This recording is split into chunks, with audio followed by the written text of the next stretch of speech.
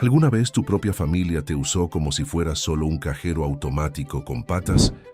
¿Tú qué harías si los que más amas te humillan frente a todos?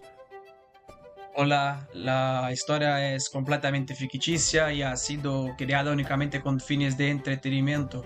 Cualquier semejanza con personas reales es pura coincidencia. Disfruten del vídeo. La historia trata sobre tensiones familiares profundas que salen a la superficie durante una confrontación inesperada. Explora el valor propio, el dinero y los límites dentro del hogar. Un momento de ruptura cambia para siempre la dinámica entre los miembros de la familia. Gracias.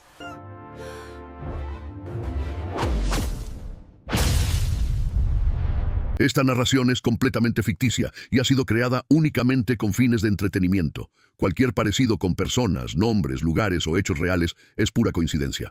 Mi hermano dijo, vamos a sacar a las personas inútiles de la familia, y tú vas a ser el primero. Mis padres rieron. La única utilidad que tienes es el dinero que traes a casa. Entonces respiré profundo y respondí, perfecto.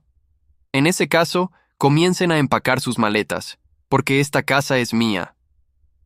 El silencio que siguió fue diferente a todos los silencios que había vivido antes en esa sala. No fue el silencio de alguien procesando algo inesperado. Fue el silencio de tres personas que de repente se dieron cuenta de que habían cruzado una línea que no tenía regreso. Mi madre bajó la vista hacia su plato. Mi padre carraspeó. Mi hermano Rodrigo, que segundos antes estaba recostado en el sofá con esa sonrisa de siempre, se sentó despacio, muy despacio, como si el cuerpo le pesara de repente. Llevaba más de 12 años siendo el sostén silencioso de esa familia. 12 años pagando la hipoteca, los servicios, la comida, las reparaciones del carro de mi padre, los tratamientos médicos de mi madre, los caprichos de mi hermano. 12 años sin que nadie me preguntara cómo estaba, sin que nadie me agradeciera nada, sin que nadie me viera como algo más que una fuente de ingresos. Y esa noche, en la mesa de la cena de cumpleaños de mi padre, Rodrigo había decidido que era el momento perfecto para hacer el anuncio. Con una copa de vino en la mano y una audiencia cautiva, miró a todos los presentes, que éramos mis tíos Gerardo y Berta, mi prima Lucía y mis padres, y dijo con una voz cargada de un humor que solo él encontraba gracioso que la familia necesitaba una depuración, que había personas que no aportaban nada de verdad, que solo cargaban el ambiente, y que él iba a empezar por mí. Mis tíos se incomodaron visiblemente. Vi a Berta apretar los labios. Vi a Gerardo soltar el tenedor con un golpe seco contra el plato. Pero mis padres rieron. No una risa nerviosa, una risa real, cómplice. Como si Rodrigo hubiera dicho algo que llevaban años pensando en voz alta por primera vez. Mi madre incluso añadió lo de, la única utilidad que tienes es el dinero, antes de llevarse la servilleta a la boca con total naturalidad. Yo no grité, no rompí nada, no me levanté de golpe. Simplemente dejé el tenedor sobre la mesa con mucho cuidado, los miré a los tres uno por uno, y dije lo que dije. Lo que llevaba años sin decir. La verdad más simple y más devastadora que existía en esa habitación. Esa casa era mía. La había comprado yo. Estaba a mi nombre. Y ellos lo sabían perfectamente. Lo que no sabían era todo lo que yo había estado guardando en silencio durante los últimos 4 meses. Para entender por qué llegué a ese punto, necesito retroceder un poco. No mucho. Solo lo suficiente para que quede claro cómo funciona una familia tóxica cuando cree que te tiene completamente atrapado. Soy Andrés. Tengo 34 años. Trabajo como técnico de mantenimiento industrial en una planta de producción a las afueras de la ciudad. Un trabajo que mis padres siempre consideraron menor, sin prestigio, algo de lo que nunca hablaban con orgullo en las reuniones familiares. Rodrigo, mi hermano 3 años menor, estudió administración de empresas. Nunca terminó, pero eso nunca importó demasiado porque en casa siempre fue el inteligente, el carismático, el que tenía potencial. Yo era el responsable, el serio, el que trabajaba, y en esa familia ser responsable no era un elogio, era una condena. La casa donde vivíamos mis padres, Rodrigo y yo, la compré hace 9 años con un crédito que pagué durante 5 años sin saltarme ni una cuota. La puse a mi nombre porque era yo quien tenía ingresos estables, quien podía demostrar capacidad de pago. Mis padres pusieron una parte del enganche, ahorros que tenían de una liquidación de mi padre cuando lo despidieron de su trabajo anterior, y eso fue suficiente para que durante años se comportaran como si la casa fuera de ellos, como si yo fuera simplemente el empleado que pagaba la hipoteca. Cuando terminé de pagar el crédito, hace 4 años, nadie lo celebró. Nadie dijo nada. Mi madre preguntó si ahora podíamos remodelar la cocina. Mi padre preguntó si podíamos cambiar las ventanas de su cuarto. Rodrigo preguntó si podía usar el cuarto de visitas para instalar su equipo de sonido porque quería empezar a hacer música. Yo dije que sí a todo, como siempre. Porque en esa casa, decir que no era el inicio de una guerra que duraba semanas.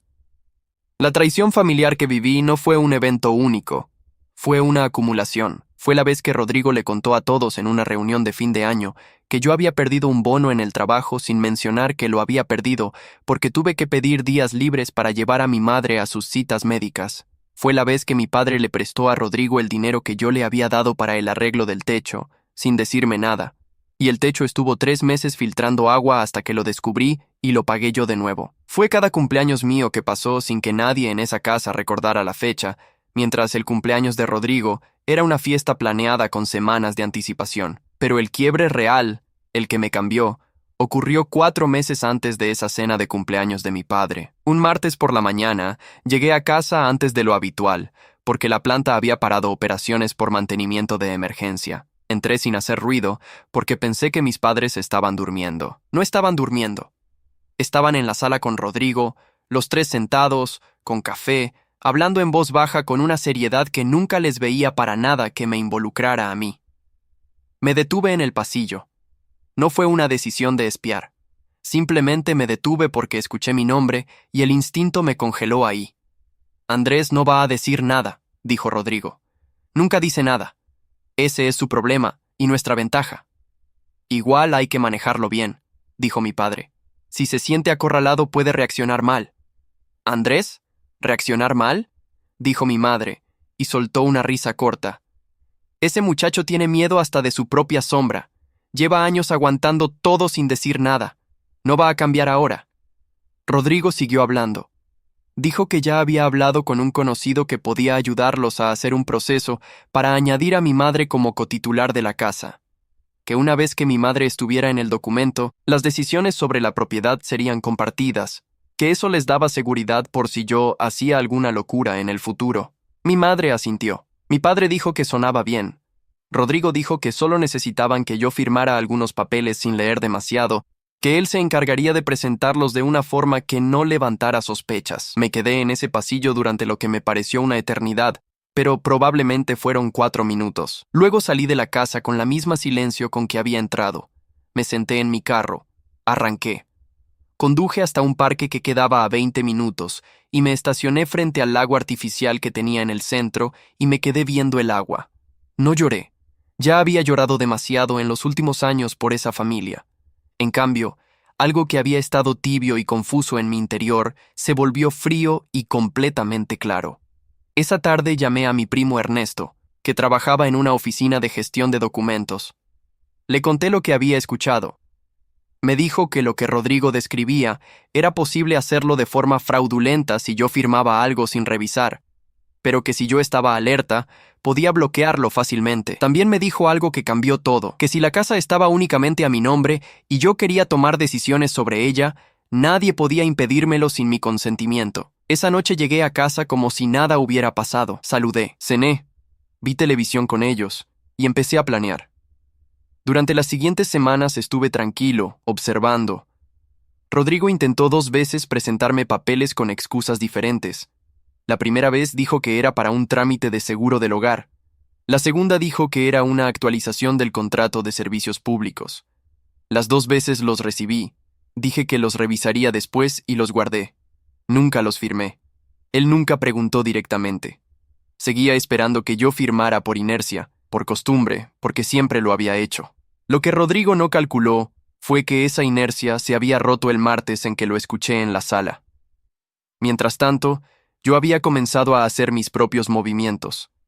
Hablé con el banco donde tenía el crédito de la casa, ya cancelado, para asegurarme de que toda la documentación estuviera en orden y que no hubiera ningún procedimiento abierto sobre la propiedad. Hablé con Ernesto varias veces más y empecé a buscar apartamentos en renta en otro barrio de la ciudad, con calma, sin prisa, pero con certeza. También hice algo que nunca había hecho en 12 años. Empecé a llevar un registro de todo lo que aportaba económicamente a esa casa. No para usarlo como arma inmediatamente, sino porque necesitaba verlo escrito. Necesitaba que dejara de ser una sensación vaga de agotamiento y se convirtiera en algo concreto que yo pudiera sostener con las manos. El número final, cuando lo saqué, me dejó sin respiración, no porque fuera inesperado, sino porque verlo ahí, en papel, confirmaba algo que había intentado ignorar durante años, que había sido tratado como un empleado dentro de mi propia familia, y ni siquiera un empleado bien tratado. Rodrigo seguía en casa sin trabajar de forma estable, viviendo de trabajos esporádicos que duraban pocas semanas, siempre con una excusa nueva de por qué el empleo anterior no había funcionado. Mis padres seguían en la misma rutina de siempre, y yo seguía pagando todo, sonriendo en la cena, pasando los fines de semana arreglando cosas en la casa, siendo el invisible útil de la familia. Hasta esa noche, hasta que Rodrigo abrió la boca delante de mis tíos y mi prima, con vino en la mano y suficiencia en la voz, y decidió que era el momento de hacer el chiste sobre depurar la familia. Cuando respondí lo que respondí, cuando les dije que empezaran a empacar porque la casa era mía, Rodrigo soltó una risa que intentó sonar tranquila, pero le salió tensa. «¿Qué quieres decir con eso?», preguntó. «Todos vivimos aquí. Esto es la casa de la familia». «No», dije. «Esta es mi casa. Está a mi nombre. Y a partir de este momento voy a tomar decisiones sobre ella». Mi madre intervino con esa voz suave que usaba cuando quería calmar situaciones, sin reconocer que ella había contribuido a crearlas. «Andrés, amor, nadie está diciendo que no sea tuya. Rodrigo estaba bromeando. No lo tomes tan a pecho». Mis tíos estaban completamente callados. Lucía miraba el mantel. Gerardo me miró a mí con algo en los ojos que no era lástima. Era reconocimiento. «No estoy tomando nada a pecho», respondí. «Solo estoy siendo claro, igual que Rodrigo fue claro sobre lo que piensa de mí». Rodrigo intentó otra vez. «Hermano, relájate. Fue un comentario. No te pongas intenso delante de todo el mundo». Y ahí estaba otra vez. El mecanismo de siempre. Hacerte quedar como el exagerado, el sensible, el que arruina el ambiente. Años y años del mismo patrón. Decían algo cruel, y si reaccionabas, el problema eras tú. Esa noche no funcionó. Me levanté de la mesa, recogí mi plato, lo llevé a la cocina y subí a mi cuarto. Abajo escuché murmullos durante un rato. Luego el ruido de los tíos despidiéndose más temprano de lo habitual. Luego silencio. Nadie subió a hablar conmigo esa noche. A la mañana siguiente, cuando bajé a desayunar, los tres estaban en la cocina con esa tensión específica de las mañanas, después de una pelea que nadie quiere nombrar. Mi madre me preguntó si quería café. Le dije que no, que saldría a desayunar afuera. Rodrigo no levantó la vista de su teléfono. Salí de esa casa sabiendo que el tiempo que quedaba en ella se estaba midiendo ya no en años, sino en semanas. Lo que ninguno de los tres imaginaba era que yo ya tenía el apartamento visto. Ya había hablado con el arrendador. Ya había pagado el depósito, y que el proceso que Rodrigo había querido iniciar para meterme a mi madre en los documentos de la casa, ese proceso que yo nunca firmé, estaba a punto de convertirse en la prueba más clara de su traición familiar ante los ojos de toda la familia. Porque Ernesto, mi primo, había guardado todo, cada mensaje, cada papel, cada detalle de lo que Rodrigo había intentado hacer.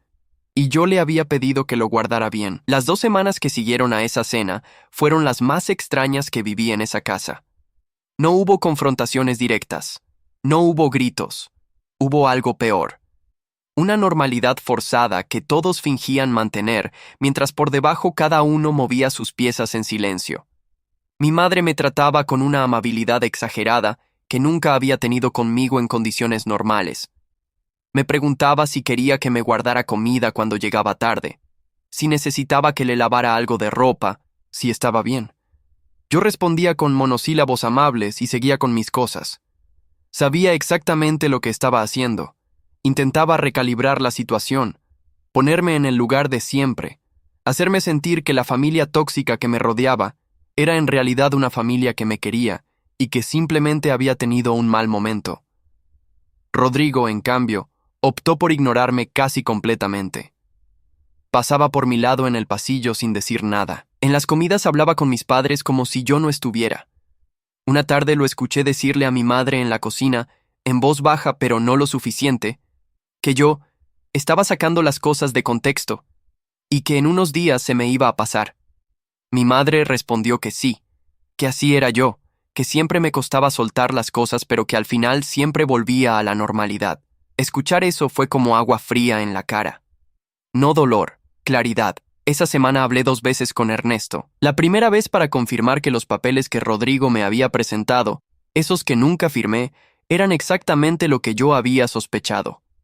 Un intento de modificar la condición de la propiedad añadiendo un cotitular sin que yo entendiera completamente lo que estaba firmando. Ernesto me dijo que sin mi firma no había podido avanzar, pero que si yo alguna vez lo hubiera firmado sin leer, habría creado una situación complicada y difícil de revertir. La segunda vez que hablé con Ernesto fue para preguntarle algo que llevaba días rondándome la cabeza. Le pregunté si había alguna forma de que, dentro de los procedimientos normales de una propiedad, el dueño pudiera recuperar el uso exclusivo de su inmueble cuando quería vivir solo.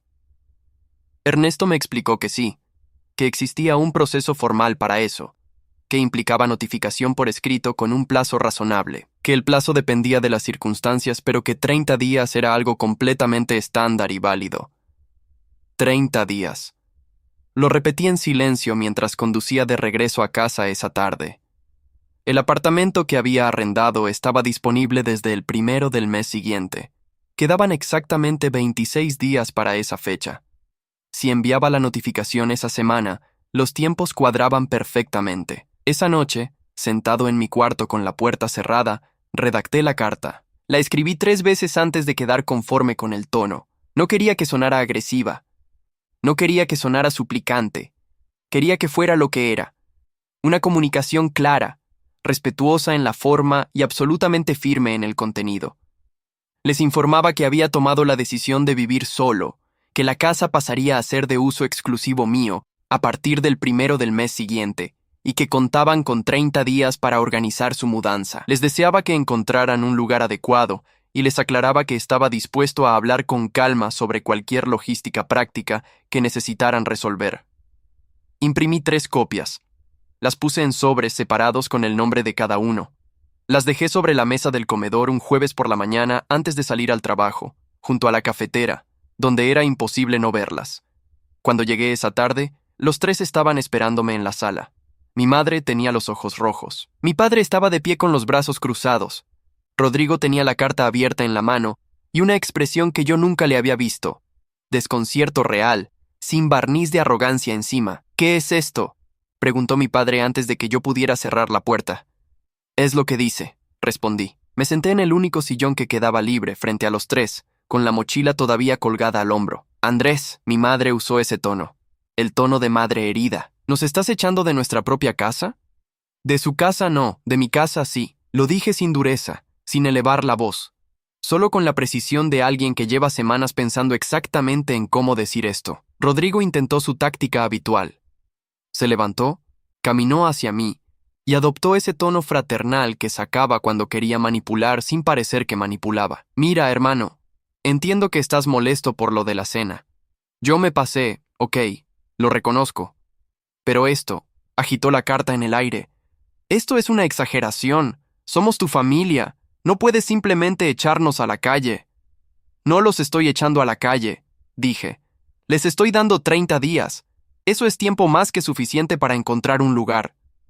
¿Con qué dinero?, preguntó mi madre, y en esa pregunta estaba todo. Sin drama, sin rodeos. La pregunta más honesta que me había hecho en años. ¿Con qué dinero? Como si esa fuera mi responsabilidad resolver. Eso no es algo que yo pueda responder por ustedes, dije. Mi padre habló por primera vez. Tenía la voz tensa pero controlada. Llevamos años viviendo aquí. Tu madre y yo pusimos dinero para esta casa. No puedes tratarnos como si fuéramos extraños. Pusieron parte del enganche, dije. Yo pagué 9 años de crédito, solo. Pagué los servicios, la comida, el mantenimiento, las reparaciones. Solo. Durante 12 años, hice una pausa. Nunca pedí que me lo agradecieran. Solo pedí que me respetaran Y la semana pasada me quedó muy claro que eso tampoco era posible. Rodrigo volvió a intentarlo. Esta vez el tono cambió. Ya no era el hermano comprensivo. Era algo más parecido a una amenaza velada. Esto puede ponerse feo, Andrés. Hay cosas que podemos hacer. Papá tiene derechos, mamá tiene derechos, llevamos años aquí. No es tan simple como tú crees. Lo miré, pensé en los papeles que había guardado Ernesto. Pensé en los mensajes, pensé en esa conversación que escuché en el pasillo 4 meses atrás. Rodrigo, dije con calma, sé lo que intentaron hacer con los papeles que me presentaste. Tengo todo guardado. Si quieres que esto se ponga feo, puedo hacer que se ponga muy feo. Pero preferiría que no fuera necesario. Los 30 días siguen en pie. El color que se le fue a Rodrigo de la cara en ese momento era algo que no olvidaría fácilmente. Mi madre empezó a llorar, no de forma escandalosa, sino de esa manera contenida que siempre me había partido por la mitad antes. Esa noche me partió un poco también, porque uno no deja de querer a su madre de un día para otro. Pero ya no fue suficiente para moverme. Me levanté, subí a mi cuarto y escuché durante horas los murmullos que venían de la sala de abajo. A la mañana siguiente, Rodrigo no estaba en casa. Mi madre me dijo que había ido a lo de un amigo. Mi padre salió temprano sin decir a dónde. Yo desayuné tranquilo. Revisé el contrato del apartamento nuevo por última vez. Y fui al trabajo. Esa tarde recibí una llamada de mi tía Berta. Fue la primera señal de que las cosas se estaban moviendo en una dirección que ni Rodrigo ni mis padres habían calculado. La llamada de mi tía Berta duró casi 40 minutos. Ella habló la mayor parte del tiempo. Yo escuché. Lo que me contó no fue una sorpresa en sí misma, porque conocía a mi familia, pero escucharlo dicho por otra persona, por alguien de afuera que lo veía con ojos que no estaban nublados por el cariño ni por la costumbre, tenía un peso diferente. Berta me dijo que después de la cena, esa noche, ella y Gerardo se habían quedado hablando hasta tarde, que lo que habían presenciado les había revuelto el estómago, que llevaban años notando cosas, pequeñas, que solas no decían mucho, pero juntas formaban un patrón que era imposible ignorar. Me dijo que Rodrigo le había llamado al día siguiente de recibir mi carta, buscando apoyo, queriendo que ella y Gerardo intervinieran de su parte, que le dijeran a Andrés que estaba exagerando, que la familia no podía romperse por un malentendido. Berta me dijo exactamente lo que le había respondido a Rodrigo, que lo que pasó en esa mesa no fue un malentendido, que ella había estado ahí y lo había escuchado todo, y que si Andrés había tomado una decisión, era su derecho absoluto tomarla. Rodrigo le había colgado. Luego Berta me dijo algo que me dejó en silencio unos segundos. Me dijo que mi prima Lucía, después de esa cena, le había contado algo que nunca había dicho antes. Que en una reunión familiar el año anterior, cuando yo no estaba, Rodrigo había hecho comentarios sobre mí. No bromas. Comentarios sobre cómo yo era fácil de manejar, sobre cómo mis padres sabían exactamente qué decirme para que siguiera aportando sin quejarse, sobre cómo la situación era cómoda para todos, y lo único que había que hacer era mantenerme tranquilo. Lucía lo había escuchado y no había dicho nada porque no sabía cómo manejarlo. Pero después de la cena de cumpleaños, ya no pudo quedarse callada. Colgué con Berta sintiendo algo que no sabía bien cómo nombrar. No era satisfacción. Era más parecido a la sensación de confirmar algo que una parte tuya ya sabía, pero que otra parte tuya se negaba a creer del todo. Los días que siguieron fueron tensos dentro de la casa. Mis padres y Rodrigo tuvieron largas conversaciones en voz baja que cortaban en seco cuando yo aparecía. Mi madre intentó un par de veces hablar conmigo, acercarse, buscar alguna apertura. Yo la escuchaba, respondía con cordialidad, pero no cedía en nada. Mi padre optó por el silencio casi total, lo cual en él era una señal de que estaba realmente asustado, porque cuando mi padre no hablaba, era porque no sabía qué estrategia usar. Rodrigo desapareció de la casa durante varios días. Después supe que había estado lo de un amigo, Jorge, con quien había hablado de buscar cuarto en un apartamento compartido. Jorge tenía una habitación disponible. El problema era que Rodrigo tendría que pagar su parte mensualmente. algo que nunca había tenido que hacer en su vida. El día 14 de los 30 días que les había dado, llegué del trabajo y encontré a mis padres en la sala con una señora que no conocía. Mi madre me presentó como la señora Hortensia, una amiga de la vecina, y me explicó con una voz que intentaba sonar casual que estaban viendo opciones de arriendo en el barrio, que la señora Hortensia sabía de varios apartamentos disponibles. No dije nada. Saludé a la señora Hortensia, me serví un vaso de agua en la cocina y subí a mi cuarto. Lo que sentí en ese momento fue algo cercano al alivio.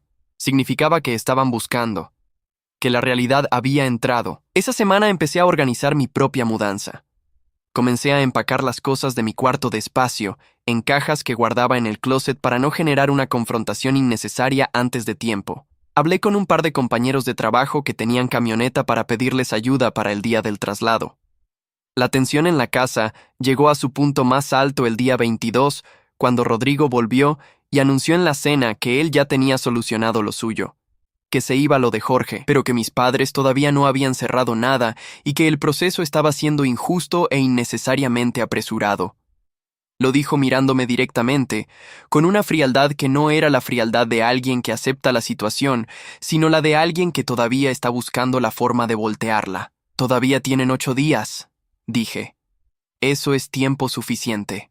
8 días para que 2 personas mayores consigan un lugar, hagan una mudanza y reorganicen su vida, dijo Rodrigo. ¿Te parece razonable eso? Llevan 22 días buscando, y yo les avisé con 30. Me levanté a llevar mi plato. Si hubieran empezado el día 1, ya estarían instalados. Mi madre intervino. ¿Por qué nos haces esto? Después de todo lo que hemos sido para ti. Me detuve en la entrada de la cocina. Me giré, la miré, y le dije algo que llevaba mucho tiempo sin poder decir en voz alta. «Mamá, ustedes nunca se preguntaron qué estaban siendo para mí, solo se preguntaron qué podían seguir obteniendo de mí. Hay una diferencia». Ella no respondió. Mi padre tampoco. Rodrigo bajó la vista. Me fui a la cocina. Lavé mi plato. Subí a mi cuarto. Y esa noche dormí mejor que en muchos meses. El día del traslado llegó un sábado por la mañana. Había pedido el día libre en el trabajo el viernes anterior y había coordinado todo con calma durante la semana. 2 compañeros, Marco y Felipe, vinieron con la camioneta de Marco a las 8 de la mañana. Tenían carácter tranquilo, no hacían preguntas innecesarias, y eso era exactamente lo que yo necesitaba. Mis padres todavía estaban en la casa cuando empezamos a bajar las cajas. Mi madre salió al pasillo del segundo piso y me miró desde arriba mientras yo cargaba la primera caja. No dijo nada. Yo tampoco. Mi padre estaba en la sala con el televisor encendido, pero no estaba viendo nada. Miraba el piso. Rodrigo no estaba. Se había ido lo de Jorge el día anterior con sus cosas. Su cuarto estaba vacío con la puerta abierta, y se veía extraño así, con las marcas en la pared donde había tenido sus pósters y el clavo suelto donde había colgado su chaqueta durante años. En 2 horas y media habíamos terminado. El apartamento nuevo quedaba a 20 minutos en carro. Era un segundo piso en un edificio tranquilo, con una ventana grande en la sala que daba a un patio interior con un árbol. La primera vez que lo vi, me había parecido demasiado silencioso. Esa mañana, cuando entré con la primera caja y escuché solo el ruido de mis propios pasos, ese silencio me pareció lo más hermoso que había sentido en años. Mis compañeros se fueron al mediodía después de que les pagué y les compré almuerzo. Me quedé solo en el apartamento rodeado de cajas sin abrir, sentado en el piso porque todavía no había armado ningún mueble, con un vaso de agua en la mano. Lo que sentí ahí no fue euforia, no fue la satisfacción dramática de alguien que acaba de ganar una batalla. Fue algo más parecido a quitarse un peso que has cargado tanto tiempo que ya no lo sentías como peso, sino como parte de tu cuerpo. Y de repente notas que los hombros te duelen menos y que puedes respirar un poco más profundo. Ese domingo, mis padres firmaron el contrato de un apartamento de 2 habitaciones en un barrio a 15 minutos. Lo supe por Berta, que me llamó para contarme que mi madre la había llamado a ella para contárselo, sin mencionar la situación con orgullo, sino con una mezcla de resignación y algo que Berta describió como la voz de alguien que acaba de entender que las cosas no van a volver a ser como eran. Lo que siguió en las semanas posteriores fue una serie de intentos de contacto que disminuyeron gradualmente en intensidad. Mi madre me llamó 4 veces en las primeras 2 semanas. Las 2 primeras veces me pedía cosas prácticas, información sobre documentos de la casa, cosas que ella decía necesitar. Las respondí con información precisa y sin entrar en conversaciones sobre lo demás. La tercera vez me llamó para decirme que el apartamento era pequeño y que extrañaba su jardín. Le dije que lo sentía. La cuarta vez me llamó para decirme que Rodrigo no la llamaba mucho desde que se fue lo de Jorge, que estaba ocupado con su vida nueva y que ella se sentía sola. No respondí a eso con nada porque no había nada que yo pudiera decir que no fuera demasiado o demasiado poco. Mi padre no llamó. Mi padre nunca llamaba. Era de los que esperaban que el mundo se reacomodara solo sin que él tuviera que hacer ningún movimiento. Pasarían semanas antes de que dijera algo directamente. Rodrigo sí llamó. Una sola vez. 3 semanas después de que me mudé. La llamada duró 8 minutos. Empezó con un tono que intentaba ser neutral y terminó con él diciéndome que yo había destruido a la familia y que eso iba a pesar en mi conciencia. Le respondí que lo que pesaba en mi conciencia era haberlo sostenido durante 12 años sin que nadie me viera como una persona y no como un servicio. Colgó. No volvió a llamar. Lo que vino después fue algo que yo no había calculado del todo, o quizás sí lo había calculado, pero no me había permitido creerlo del todo. La familia extensa, mis tíos, mi prima Lucía, empezaron a tomar posición. No de forma dramática. No hubo reuniones convocadas ni declaraciones públicas. Fue más sutil que eso. Gerardo me llamó un martes para invitarme a almorzar. Almorzamos en un restaurante cerca de su trabajo y hablamos durante 2 horas de muchas cosas, de trabajo, de la ciudad, de los planes que él y Berta tenían para remodelar su casa. Y en algún momento, casi de pasada, Gerardo me dijo algo que me quedó grabado. Me dijo, lo que hiciste no fue fácil, pero era lo correcto. Y los que te conocemos lo sabemos. Lucía me escribió un mensaje largo ese mismo fin de semana. Me contó con detalle la conversación que había escuchado el año anterior, la que Berta me había mencionado brevemente. Me contó que Rodrigo había hablado de mí con un desprecio que le había revuelto el estómago, pero que en ese momento no había sabido cómo confrontar. Me pidió disculpas por haberse quedado callada. Le respondí que no tenía nada que disculpar, que yo entendía cómo funcionaba esa dinámica mejor que nadie. Lo que estaba pasando era visible. La narrativa que Rodrigo y mis padres habían construido durante años, la de Andrés el exagerado, el que no sabe recibir una broma, el que arruina el ambiente, esa narrativa se estaba deshaciendo sola ahora que yo no estaba ahí para absorberla en silencio. Sin mi presencia como punto de tensión cotidiana, lo que quedaba era simplemente lo que eran. Y lo que eran lo tenían que enfrentar ahora sin red. 4 meses después de mudarme, recibí una notificación de la administración del edificio donde había vivido con mi familia. Era un aviso de que había una deuda de servicios públicos de los 2 últimos meses antes de que mis padres se fueran. La deuda estaba a nombre del inmueble, es decir, a mi nombre, porque la casa era mía. Llamé directamente a la empresa de servicios. Expliqué la situación. Pedí que desglosaran los consumos por periodo. Resultó que la deuda correspondía a consumos realizados después de que yo me había mudado, durante las últimas semanas en que mis padres todavía estaban en la casa. Era su consumo, no el mío. Hablé con Ernesto. Me ayudó a redactar una comunicación formal dirigida a mis padres, informándoles de la deuda y solicitando que la cubrieran ellos, ya que correspondía a su periodo de ocupación posterior a mi salida. La enviamos por escrito. Mi padre me llamó 2 días después. Fue la primera vez que me llamaba desde que me había mudado. Su voz sonaba distinta. No era la voz de alguien que llama para intimidar ni para negociar desde una posición de ventaja. Era la voz de alguien que llama porque no le queda otra opción. Mira, Andrés, dijo, lo del recibo. Fue un error. No sabíamos que quedaba pendiente. Ahora lo saben, dije. El plazo para el pago está en la carta. Hubo una pausa. Tu madre está mal. Está muy afectada con todo esto. Lo siento, dije, y lo dije en serio, porque la parte de mí que quería a su madre seguía ahí. Pero no era suficiente para que yo asumiera una responsabilidad que no era mía. ¿No puedes venir a verla? Solo un momento. Cuando esté lista para tener una conversación real, puedo considerar hablar. Pero no voy a ir a que me hagan sentir culpable por haber tomado una decisión que era completamente legítima. Otro silencio. Está bien, dijo mi padre. Era la primera vez en mi vida que le escuchaba decir esas palabras en ese tono, No como rendición dramática, como alguien que simplemente ya no tenía argumentos. La deuda fue pagada 10 días después. No supe por quién exactamente. Supuse que entre los dos. No pregunté. Lo que pasó con Rodrigo en ese periodo fue diferente. Lo de Jorge duró menos de lo que esperaba. Según lo que me contó Lucía, que seguía siendo el puente de información más honesto que yo tenía, Rodrigo y Jorge habían tenido problemas desde el primer mes.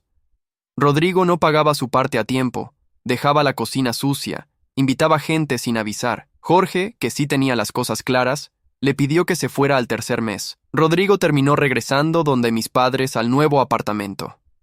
El de 2 habitaciones, que ya no era grande ni tenía jardín, y donde ahora tenían que pagar arriendo mensualmente de su propio bolsillo. Fue Berta quien me lo contó, con la brevedad exacta que requería la situación. Rodrigo está viviendo con tus padres. El apartamento es pequeño. Están los 3. No están bien. No respondí con nada.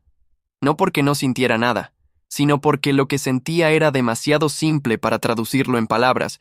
Habían plantado exactamente lo que estaban cosechando. En cuanto a mí, el apartamento que al principio me pareció demasiado silencioso, se fue convirtiendo en algo que no había tenido nunca. Un espacio que era solo mío. Empecé a conocer a mis vecinos.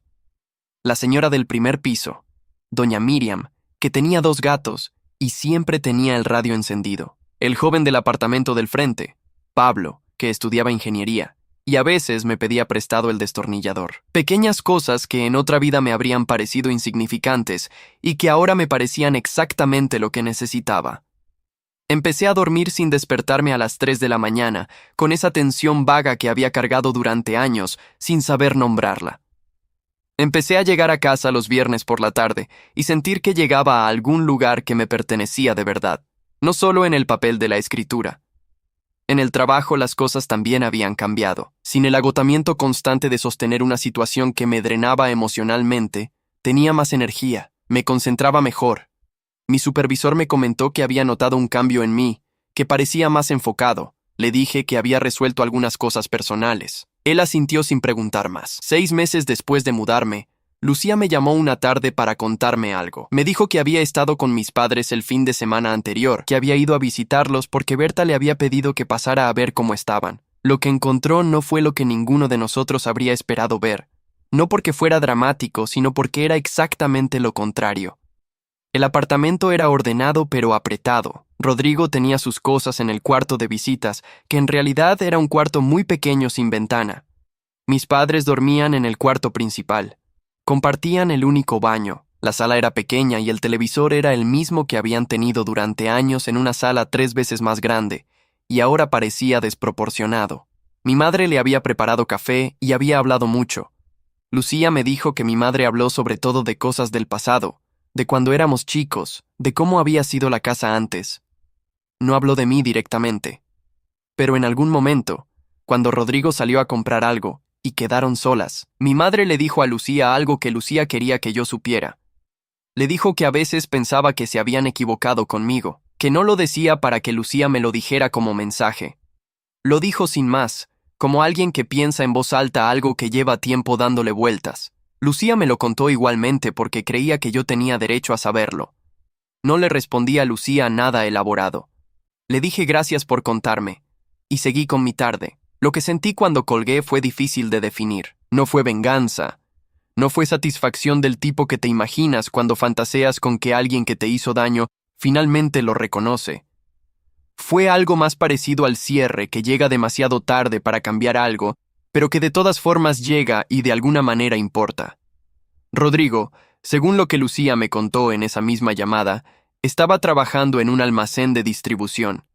Un trabajo de tiempo completo, horario fijo, uniforme. El primero estable que tenía en años. No lo había buscado por vocación, sino porque el arriendo había que pagarlo, y mi padre ya no tenía margen para cubrirlo solo. Eso tampoco me produjo satisfacción del tipo que imaginaba. Solo confirmaba lo que siempre había sido evidente, que Rodrigo podía trabajar, que nunca había necesitado que yo lo sostuviera, que la comodidad que yo había financiado durante años era una comodidad que él había elegido, no una necesidad que yo hubiera tenido que cubrir. Yo había seguido pagando los gastos de la casa que era mía, que ahora era solo mía, y había empezado a pensar en lo que quería hacer con ella. Tenía algunas opciones. Una era arrendarla y usar ese ingreso para algo que todavía no había definido del todo. Otra era venderla en el futuro cuando los precios del barrio siguieran subiendo, como habían estado haciendo en los últimos 2 años. No había decidido nada todavía. Por primera vez en mucho tiempo, no tenía prisa. Gerardo me invitó a cenar a su casa un sábado de ese mes. Berta había cocinado y Lucía también estaba. Fue una cena tranquila, con conversación real, con risas en los momentos correctos, sin esa tensión de fondo que yo siempre había sentido en las cenas familiares de antes. En algún momento Gerardo levantó su copa y dijo algo simple, que se alegraba de que yo estuviera bien. No fue un discurso, fueron 7 palabras, pero eran las 7 palabras correctas. Esa noche manejé de regreso al apartamento escuchando música, con las ventanas ligeramente abiertas porque el clima estaba templado.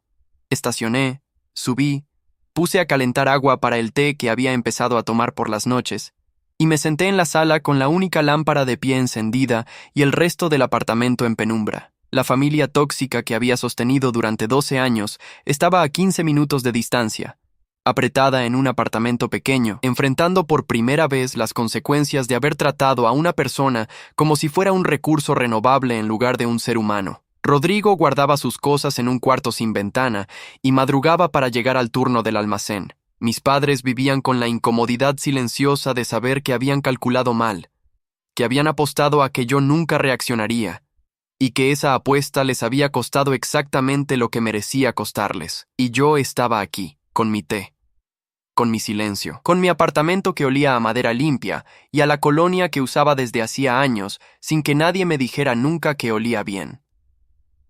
Una semana después, una compañera del trabajo llamada Renata me preguntó si quería ir con un grupo de colegas a ver un partido de fútbol un viernes.